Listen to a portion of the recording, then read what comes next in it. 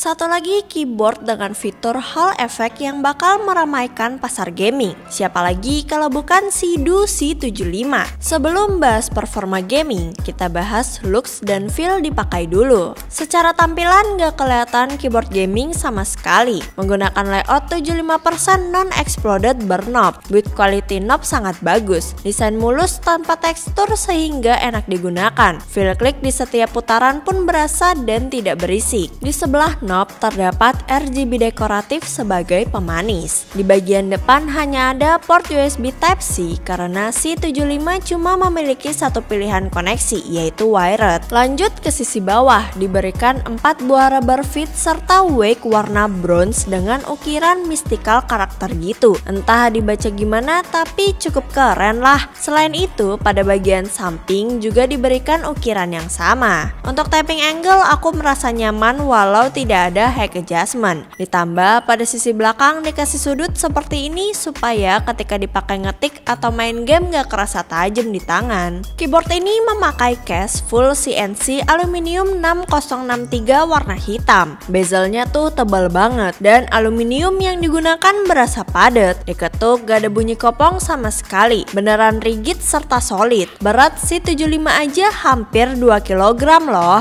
Udah gitu, finishing terasa sangat halus. Jauh lebih halus dari keyboard Sidu sebelumnya. Aku sendiri sampai heran, kenapa finishing serta build C75 dibuat lebih serius dibanding keyboard Sidu lain. Padahal kan C75 dikhususkan buat gaming, dan kebanyakan gamer gak mentingin hal tersebut. Tapi buat kita yang mikirin detail kayak gini tentu jadi nilai plus. Untuk keycaps berbahan PBT die sub cherry profile setebal 1,7 mm. Kualitasnya bener-bener bagus, tebal banget, printing juga rapi serta konsisten. Legend terlihat jelas dan tekstur kerasa. Walau nggak ada terlihat gaming sama sekali, tapi aku tetap suka sama colorway keycaps bawaan, lebih universal lah. Perihal switch menggunakan Gateron KS20U magnetic. Dia pakai model standar Polestem dengan dual rail di slider. Loop pada slider tipis dan sisanya kering, sehingga terasa scratchy. Namun spring ping tidak terdengar sama sekali. Horizontal stem wobble pun minim, namun vertical wobble masih kerasa. Dalam kondisi stok, aku merasa KS20U kurang nyaman. Kalau mau ganti switch bisa kok, tapi sebatas magnetic switch aja ya. Itu pun kalau mau aman paling sesama Gateron atau Gion Raptor. Soketnya sudah south facing kok, jadi nggak akan interference sama cherry profile keycaps. Untuk stabilizer pakai model plate mount, loop di wire terbilang pas. Housing juga tight di plate sehingga minim rattle, namun agak kasar aja. Coba langsung kita dengar sound test dari Sidu C75.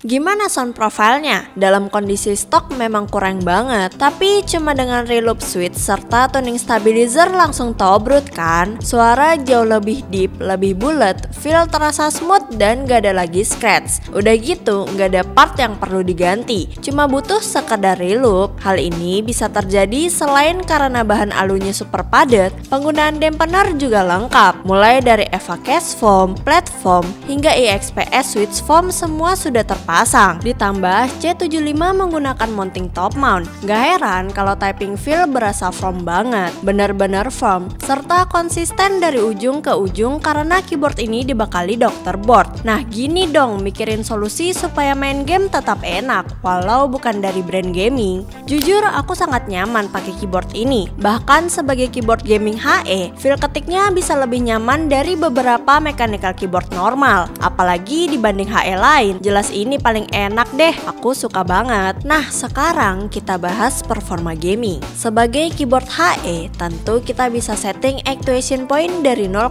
sampai 4 mm. Singkatnya, actuation point adalah letak di mana keys akan ke trigger dan ke reset. Di keyboard mechanical biasa, actuation point terkunci di 2 mm. Di bawah 2 mm ke trigger, lalu di atas 2 mm ke reset. Namun pada C75 bisa kalian atur. Nah, fitur yang berguna untuk gaming tuh tentu saja quick trigger. Fitur tersebut memungkinkan kita setting actuation point, trigger, serta reset dari 0,1 mm sampai 2 mm.